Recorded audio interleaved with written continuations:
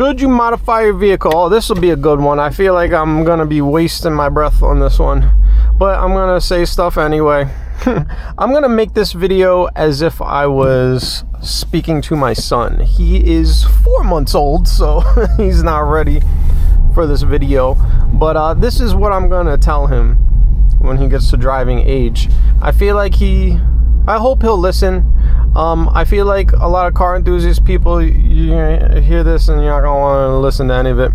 I get it. Is this one of those things where it's like, well, Sean, you modified your car a lot, so why can't? So it's very hypocritical for you to say what I should do with my car, that I basically shouldn't mod it, because that's kind of what I think. I think modding cars is generally like not worth it. I'll explain why. Yeah, I mean, I guess you could say, like, you know, I got to experience it, so, you know, you want to also. But look, man, I'm just gonna try to give you some advice. You don't have to take it, you know what I'm saying? Look at all this cool, like, industry stuff, man. It's so cool. Jeez, where to even begin? My general feeling nowadays is warranties are more valuable than ever. Okay, car repairs are more expensive than ever. Like, it really is. Like, you used to. What are we doing? What are we doing? What are we doing? Grandma. You know, 10 years ago, 15 years ago, if you blew your tranny, you could just, like, find one from a junkyard, like, for relatively cheap, and pay someone like almost under $1,000, just swap it in. Like, that used to be a thing. Like, it used to be so easy to get parts, but the internet and technology have, like, ruined buying parts, basically. Like, the junkyards are smart now, so they price everything really high. In a lot of cases now, you can get a new transmission from the manufacturer for the same price or less with a better warranty than you can from a junkyard, just because of, like, availability, because the new one from the manufacturer might take longer to get to you. Everything is, like, ruined. And dude, the idea that you would buy, at least for someone like me, a new transmission from the manufacturer, that was, like, blasphemous, like, 15 years ago. Like, what are you, insane? What are you, rich? Like, what are you talking about? Get the junkyard tranny. But that's not I knew this was gonna happen. At least she saw it. I wasn't speeding. That's on you, old lady. Wow, people can't drive out here, apparently. Oh my god, nothing on my video, on my train of thought. So yeah, parts are more expensive than ever. So that's a problem, because when you modify, you're gonna break something for sure. I don't know anybody who's modified their car. Like, you mess around enough, eventually you are gonna break something. I've broken transmissions, axles, all sorts of parts, suspension. You're gonna break something. So that's part of the reason why I like stock cars now, because that warranty is valuable. Like this car, I can have fun with it, and if it breaks, I'm not driving. Well, sometimes I might be able to drive, but I'll just call Subaru, they'll come get it. Right there on the door. The warranty covers everything. For me, the peace of mind is so worth it. It's so nice to be able to have fun and not have to worry at all, you know?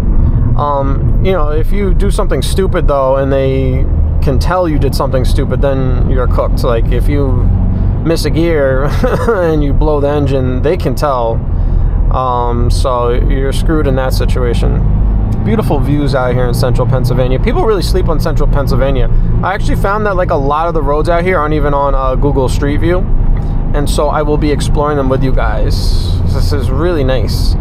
And but more people are moving out here, so it's eventually going to be ruined like everywhere else. But yeah, as long as you don't do something like super stupid, you can have risk-free fun, essentially. Obviously, you're paying for it because it's a new car under warranty. But my feeling is you really should get a car that you don't feel like you need to modify, especially for power. There really are very few cars where you can add power to the car and not, like, have to worry about something going wrong. And anytime you add power, something can go wrong. I've had cars. I had a 2010 Camaro V6. It had a manufacturing defect from the factory. Me and along with a handful of other people. It was like some kind of oiling problem, something with the bearings. I don't know, it was a long time ago. I forget exactly what the issue was. But it spun a bearing, required an entire rebuild. And the good thing is, you know, the car was completely stock. I had actually done the oil changes at the dealer, so they couldn't do anything. They had to fix it.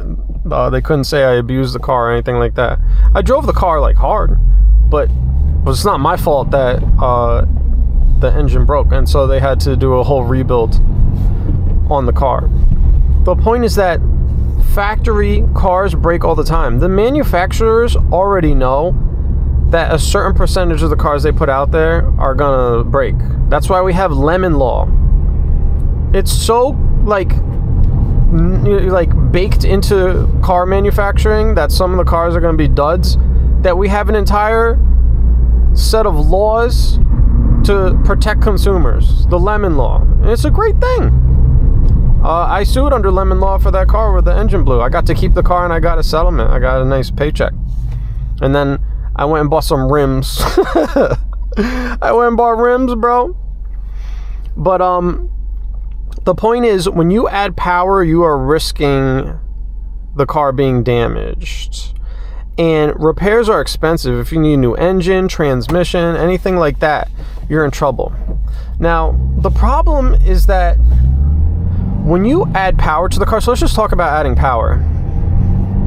When you add power to the car from the factory, especially nowadays, is like perfectly engineered to handle the stock output. So now these VB WRXs, for example, I've looked into it because, you know, even though I'm saying I don't believe in modifying, I still look into stuff. So this car, they were probably going to make an STI version, and then it seems like they canceled it. Doesn't seem like it's ever coming. But this engine from the factory is basically detuned, so you can basically up the boost and the engine will be relatively reliable. You know, like you can up the boost quite a bit. The max boost I've hit, let's see, 13.2. I've seen you can add, horse and buggy. Some of y'all in the comments are asking for the horse and buggy. I'll go slow. The horse and buggy. Horse and buggy. So cool.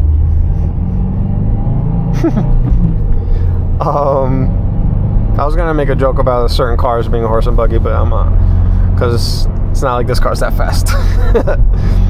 But you can up the boost on this thing. I think you can go up to like 20 pounds, like no problem, get a lot of extra horsepower, some torque. So the engine is fine. The problem is that the transmission in these cars practically can barely hold the stock power. Like, it can't really handle that much more power. So you add power, the engine will be fine, but now the clutch, the entire driveline basically, transmission, your axles, everything is built around the stock power output. So now by adding more power, you're putting extra strain on everything.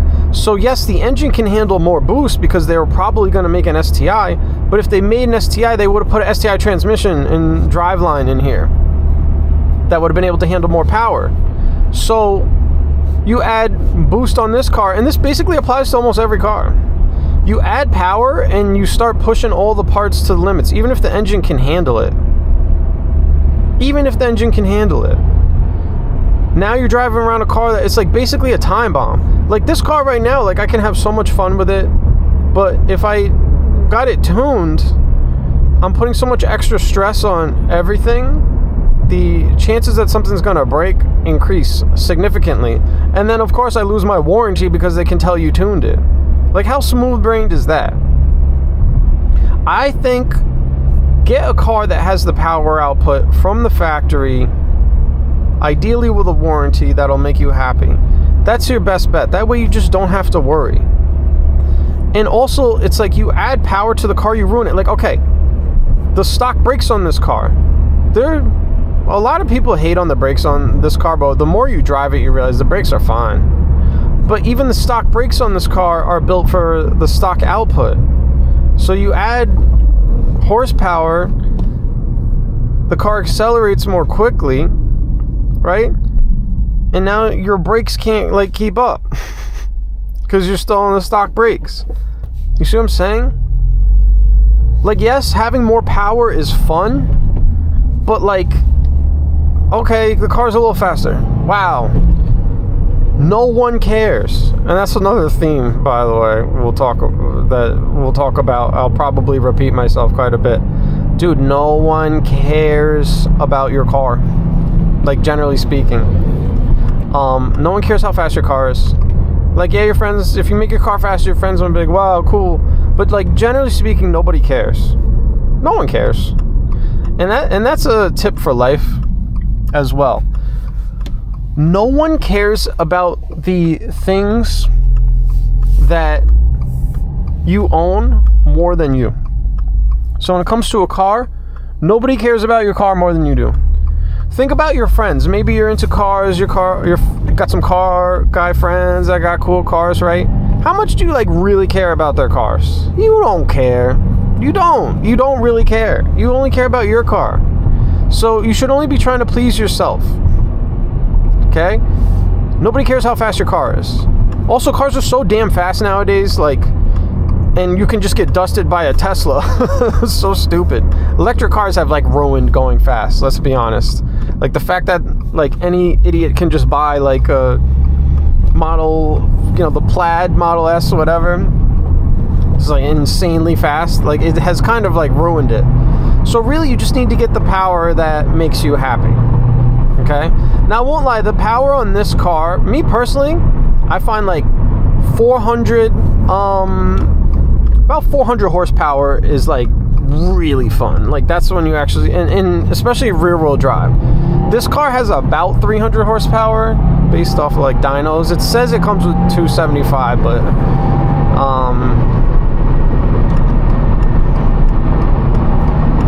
dyno show probably makes a little more. This is a fun amount of power for me, but like 400-ish, 400 torque, like that's more fun. That's kind of like my ideal zone. But this is a compromise car for me, so I'm happy with the 300. Get something that makes you happy from the factory. I really believe that.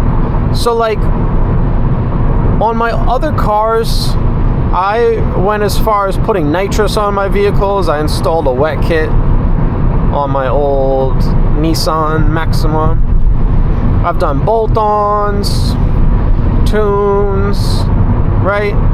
Like, I've made my cars faster, and it really just ruins them. It really does. It just makes them less reliable.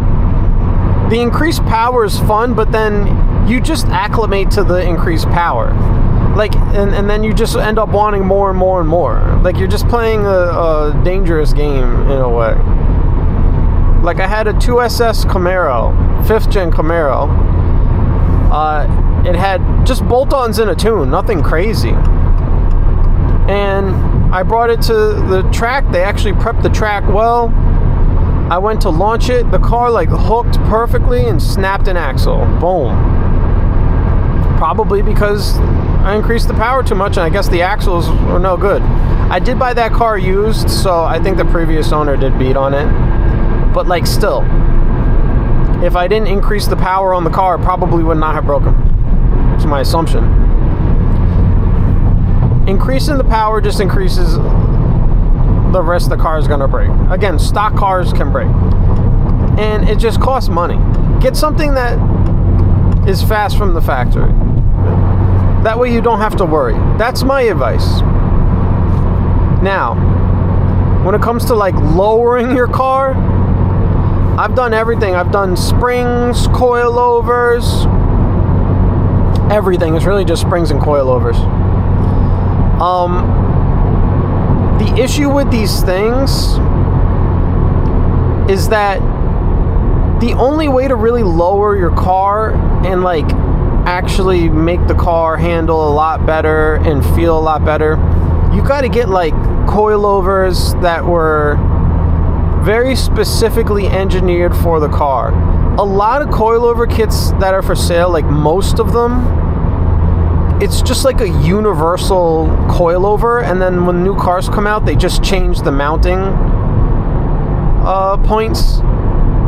So a lot of the coilovers you see, it's basically just the same part. It's like a universal coilover, but they'll charge you, I don't know what they're going for nowadays, like $1,000, $500 to $1,000. Most coilovers suck. And you don't realize that until you get, like, springs, forget it. Like, springs already suck. Coilovers are actually worse. Lowering springs are almost better because at least the strut and the suspension piece is specifically designed for the car, so you're just lowering the travel. It makes the car stiffer and obviously lower. That's actually better than a lot of these universal coilover kits that are junk. My experience from lowering my cars, I feel like it just made them handle way worse, honestly. Like, yeah, it looks really cool, it looks good, but you're like, damn, the car doesn't even like handle as good. It doesn't hook as well. Like, most cars will launch better with the stock suspension over any type of like lowering springs and like most coilovers out there, because they make the car like so stiff and the car can't squat at all. Like, you can launch the car better with the stock suspension because there's more give. Like, literally. I'm telling you, it's just gonna, and then it just makes the car so much harder to drive. Like, you're just gonna bottom out everywhere. You can barely hit angles. Like, you gotta hit angles everywhere. You're just like creating a job for yourself. Look at this idiot, like, realizing, oh, I need to pass this truck. I should pass this truck. I can't believe, like, people love to just drive straight into the back of other cars, and like when they're a car length away, then they're like, oh, I should pass. Like, people don't look ahead, like, whatsoever. It's insane. And this truck can't even stay in his lane. Probably, yeah, he's eating, he's having lunch. I gotta make a whole video on trucks. Number one thing you should look out for is trucks. Trucks are the most dangerous thing on the road, per the statistics, even accounting for the fact that they drive all day. They're actually the worst drivers, but we're supposed to praise truck drivers and thank them every day ever since COVID. Anyways, now I'm gonna get tailgated by this Sentra. Can't wait, because she can't drive. Lowering the car, it's just not worth it. Like, again, it looks cool, but you're gonna be scraping everywhere. The handling's gonna be worse. Like, if you want to properly lower the car, you need, like, I haven't checked, but last time I was looking at coilover, it's like you're gonna have to spend like $3,000-$4,000. You need something specifically engineered for the car, not a universal Chinese-made strut that, like, you know, coilover that they stick in every single car, and they just change the mounting hardware. It's gonna be trash, bro. It's gonna be trash. So, like, that's kind of like the stuff a lot of people want to do. They want to increase the power of the car. They want to lower the car, because that's like the most fun stuff. And that stuff, like, in both cases, it just like ruins the car. Now, don't get me wrong. Like, you want to have a louder muffler, that's cool. Intake, that's fine. Like, that's fine. But anything more than that, all you're doing is just making the car less reliable. Okay, it's faster. No one cares. No one cares, dude. No one cares. And it's just going to cost more to fix. Get something that is powerful from the factory, and then you have to worry. Look, I had a lot of fun with my cars. But if I could go back in time, the one thing I would change, like, I would always have a cool car. I made a whole video on that. But I would have spent less on the mods. I definitely would have spent less on the mods. I just don't think it's worth it. Just get something fun from the factory, seriously. Like, in terms of modifying a car for looks, you know, if you want to get rims, okay, like, rims are fine. It's extra money, but, you know, that's not so bad. On this car, I like the stock rims. I like, that's one of the reasons I picked this car. Like, I like everything from the factory. Like, I really don't feel like I need to change anything. I did add a lip to it, but that's it. It was cheap. I got it on eBay. It was like $70 or something. It looks cool. I like it. That's it. That's all I need. I'm not going to lower the car. I'm not going to make it faster. Now,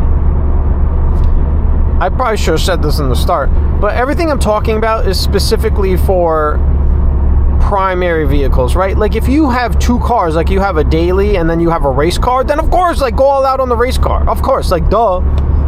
I'm saying this, but I feel like I shouldn't have had to say it. But most of us, like, you're only going to be able to have one car. Like, that's most people. You're going to have one car. So basically what I'm saying is, like, don't turn your primary car into a race car. I guess that is kind of like the too long didn't read here. It's not worth it to turn your primary car into a race car. If you want something fast, get something fast from the factory. That way you don't have to worry. You get the reliability, hopefully you have the warranty. But really, again, what it comes down to, when you add power, the entire car is built around the stock power. The second you start adding power, that's it. Now everything needs to be upgraded. Oh, now you need a new clutch. Now you need a new transmission. Now you need better tires, better brakes, better suspension. Like, you need everything. Everything has to get upgraded. And if you don't, then it's like pointless. You feel me?